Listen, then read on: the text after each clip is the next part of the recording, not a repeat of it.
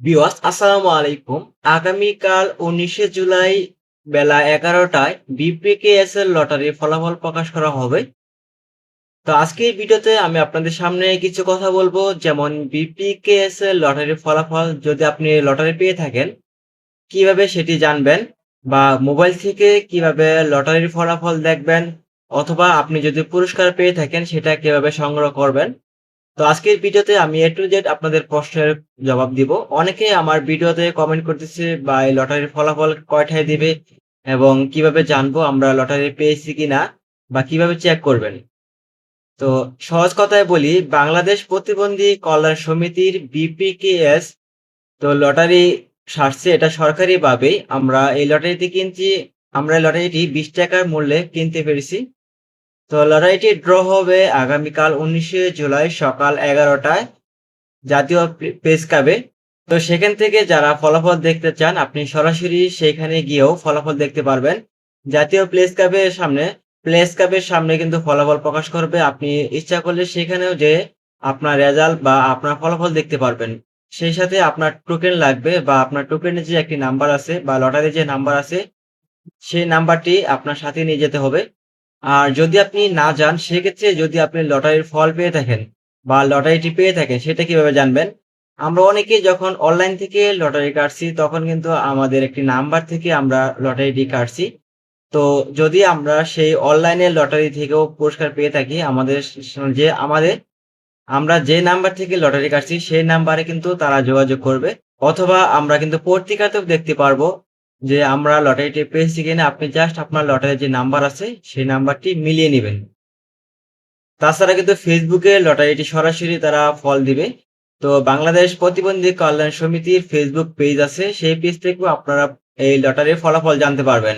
আপনি দেখতে পাবেন লটারির ফলাফল কিন্তু A to Z একটি চার্ট আকারে দিয়ে দিবে। সেই চার্টে দেখতে পারবেন যে আপনার লটারিটি আপনি পেয়েছেন কিনা। আপনার নাম্বারটি আপনি মিলিয়ে নিবেন। যদি পেয়ে থাকেন তাহলে আপনার সাথে তারা যোগাযোগ করবে বা আপনি তাদের সাথে যোগাযোগ করবেন। তো অনলাইন থেকে মোবাইলের মাধ্যমে কিভাবে ফলাফল দেখবেন? অনলাইন থেকে দেখার জন্য আপনি বাংলাদেশ প্রতিবন্ধী কল্যাণ সমিতি বা বিপিকেএস লটারি লিখে যেকোনো ব্রাউজার থেকে সার্চ করে দিবেন।